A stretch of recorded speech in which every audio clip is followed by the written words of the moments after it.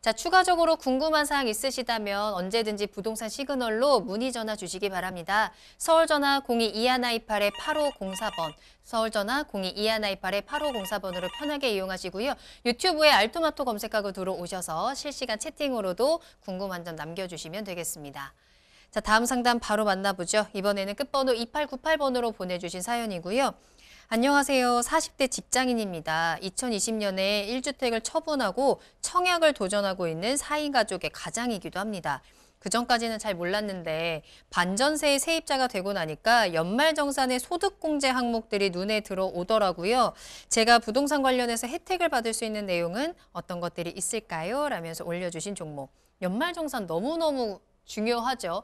또 우리가 혜택을 받을 수 있는 건 꼼꼼하게 챙겨 받아야 하는 거고 또 아는 만큼 혜택을 받을 수 있는 거니까요. 부동산과 관련된 공제 혜택에는 어떤 것들이 있을까요? 연말정산을 말씀드리기 전에 지금 우리 문자 내용에 보면 2020년도에 1주택을 처분하고 저는 지금 글귀가 굉장히 지금 들어오는데 지금 많이 속상하실 것 같아요.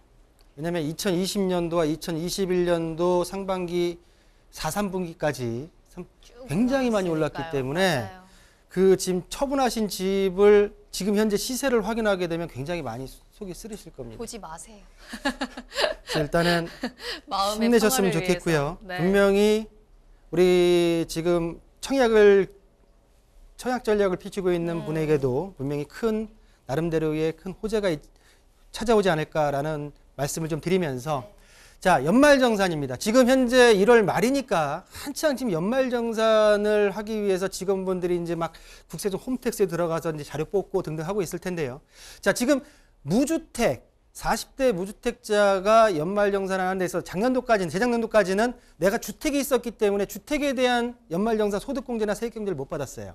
그렇지만 올해부터는 지금 거기에 해당되기 때문에 눈에 들어오다 보니까 좀 질문하신 것 같은데 한 4가지가 있습니다. 4가지가. 첫 번째, 청약을 준비하시기 때문에 청약통장이 분명히 있겠죠. 청약통장에 대한 납입금에 대한 소득공제입니다. 자, 총급여액 7천만 원 이하인 무주택 세대주가 대상이 됩니다. 자, 작년도에 주택마련저축 청약통장에 넣은 금액의 40%를 받을 수가 있습니다. 단 공제 한도가 있습니다. 240만 원까지. 그러면 240만 원에 40%라고 하게 되면 98만 원인데요. 96만 원인데요. 보통 우리가 청약통장에 10만 원씩 불입을 하니까 10만 원을 예를 들어서 12개월 동안 납부를 했다. 그럼 120만 원에 대한 40%, 48만 원에 대해서는 소득공제가 가능하다. 라는 게 청약통장 내용 첫 번째고요. 자, 두 번째입니다. 반전세라고 하셨죠.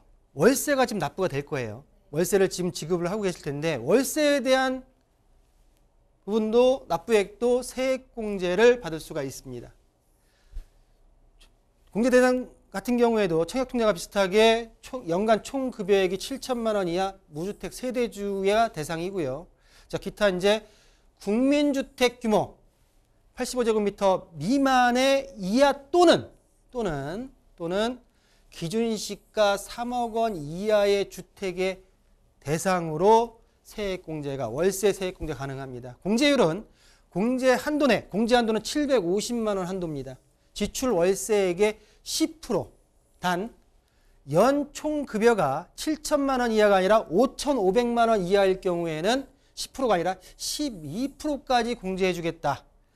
이 내용 같은 경우에는 주민등록 등본, 임대차 계약 사본, 월세 지출 증빙 서류를 관계기간에 2월 때까지 제출하신다고 하면 월세 내신 금액에 대해서 세액공제를 받을 수 있다는 게 두 번째 연말정산 부동산 팁이다라고 말씀드릴 수가 있겠고요. 자, 세 번째입니다. 자, 주택 임차 차입금. 이 내용은 뭐냐면은 우리가 전세대출 자금, 전세보증금,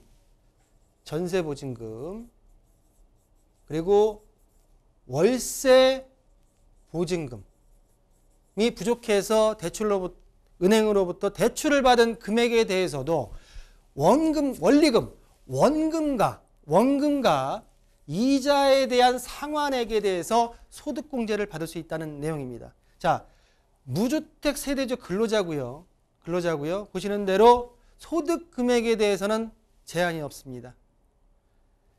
말씀드린 대로 국민주택 규모 이하 주택의 임대차 계약서상 입주일과 주민등록 전입일 중에 빠른 날로부터 3개월 전후에 차입했을 경우에 공제를 받을 수 있다라는 내용인데요. 자, 주택 임차 차입금 원리금의 상환액의 40%를 공제를 받을 수 있습니다. 자, 공제 한도는 300만 원이다라고 정리해드릴 수가 있겠고요. 이 내용은 전세보증금, 월세보증금을 은행으로부터 대출을 받았을 경우에 그 내용에 대해서 상환액의 소득공제를 받을 수 있는 내용이다라고 정리해드리겠습니다. 마지막입니다. 장기주택 저당 차입금. 말이 어려워요. 이게 주택담보대출입니다. 주택담보대출.